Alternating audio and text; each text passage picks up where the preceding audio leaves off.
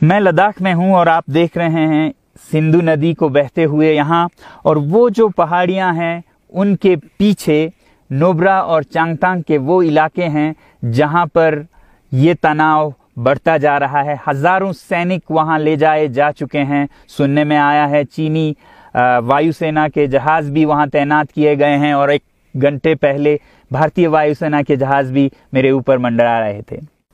सामान्यतः जब सीमा पर तनाव होता है तो हम आप जैसे नागरिक ये सोचकर सो जाते हैं रात को कि सैनिक इसका जवाब दे देंगे, मगर मैं आज आप लोगों को ये ज़रूरी बात बताना चाहता हूं कि इस बार सिर्फ सैनिक जवाब नहीं, 2 तरफा जवाब हो और उसमें नागरिक जवाब भी हो।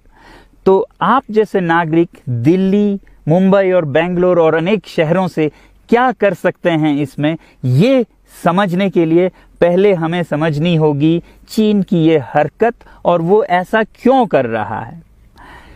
आपने देखा होगा कि ये सिर्फ भारत के साथ नहीं हो रहा है, बल्कि पिछले कई हफ्तों से चीन ये दक्षिण चीनी सागर में वियतनाम, ताइवान और अब हांगकांग के साथ भी छेड़खानी कर रहा है।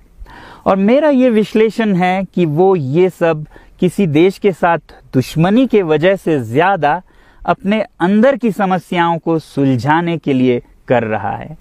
आज चीन को सबसे बड़ा डर है तो अपने जनता से डर है। उनकी 140 करोड़ की आबादी, जो कि एक बंधुआ मजदूर की तरह बिना मानवाधिकारों के चीनी तानाशाह सरकार के लिए काम करते हैं और उसे धनी बनाते हैं, जब वो नाराज हो जाए तो फिर एक क्रांति की सी परिस्थिति बन पड़ती है, और इससे चीन बहुत डरता है।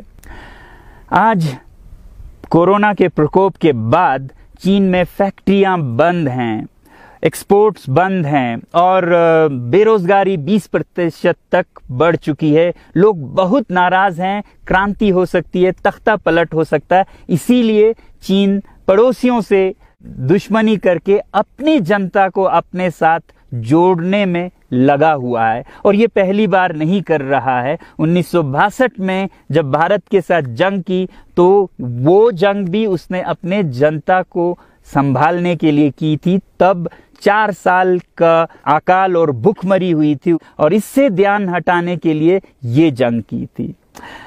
चीन के लिए अपनी जीडीपी और जो खुशहाली है उसे बढ़ाते रहना बहुत ही जरूरी है, और जिस दिन जीडीपी घट जाए वहां की जनता क्रांति के लिए तैयार है।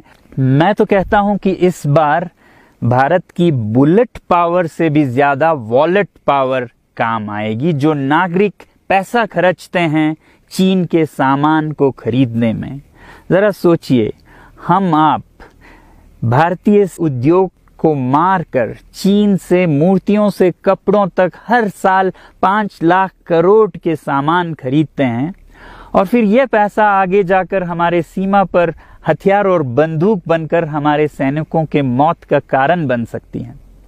तो इसलिए अगर हमारे देश के 130 करोड़ लोग और 3 करोड़ जो भारतीय बाहर के देशों में हैं, सब मिलकर भारत में और बल्कि दुनिया भर में एक boycott made in China movement या अभियान शुरू करते हैं, तो आज दुनिया भर में चीन के प्रति रोष है। हो सकता है कि सारी दुनिया साथ आए और इतने बड़े स्तर पर चीनी व्यापार का बॉयकॉट हो कि चीन को जिसका सबसे बड़ा डर था वही हो, यानी कि उसकी अर्थव्यवस्था डगमगाए और उसकी जनता रोष में आए, विरोध और तख्ता पलट। और अगर हम ऐसा नहीं करते हैं तो कितनी बदनसीबी की बात होगी भारत के लिए, जरा सोचिए। एक तरफ हमारे सेना सीमा पर जंग लड़ रही होगी और दूसरी तरफ हम आप चीनी सामान, मोबाइल से लेके कंप्यूटर्स, कपड़ों से लेके खिलौनों तक को खरीद कर उनकी सेना को पैसा भेज रहे होंगे, चीन की सेना को। ये तो हुई हार्डवेयर की बात। दूसरी तरफ हमारी युवा चीनी सॉफ्टवेयर, एप्स, गेम्स जैसे टिकटॉक, शेयरिट, इन सब में मस्त, उन्हें दूसरी तरफ से करोड़ों करोड़ों का पैसा भेज रहे होंगे। तो इसलिए बहुत जरूरी है कि हम एक नागरिक जवाब ज़रूर दें और इसे एक अभियान बनाएं ग्लोबल मूवमेंट की तरह।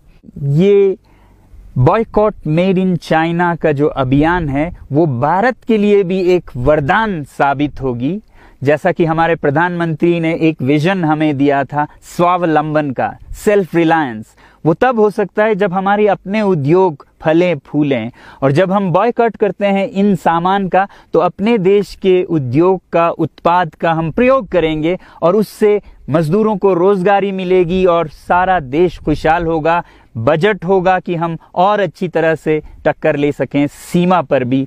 तो इसके लिए मैं आप लोगों से अपील करता हूं कि जहां तक ऐप्स और सॉफ्टवेयर की बात है तो हमारे युवाओं को एक हफ्ते में उन्हें अनइंस्टॉल करना चाहिए। Boycott made in China, software in a week and hardware in a year.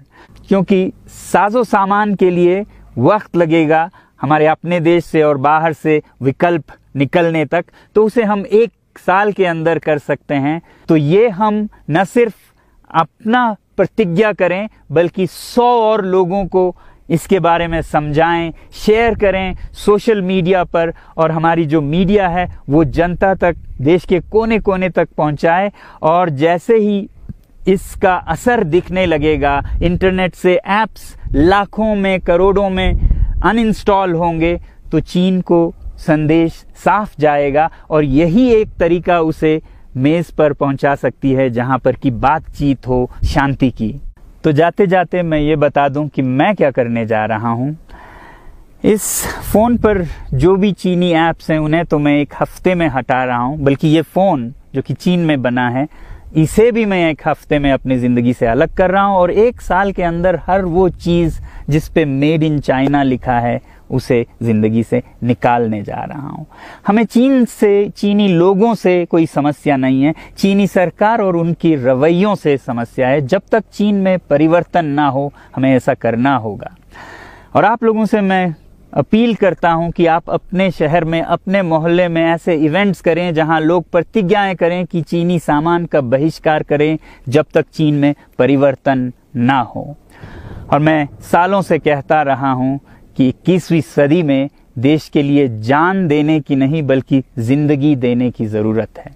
Ladakh में बढ़ते हुए ये देश के लिए जान देने का कारोबार बहुत देखा, और जहां एक तरफ मैं सलाम करता हूं उन लोगों के लिए, उन लोगों को जिन्होंने देश के लिए जान दिया, मगर इस 21वीं सदी में मेरा ख्याल है कि देश के लिए जान देने की नहीं, जिंदगी देने की जरूरत है।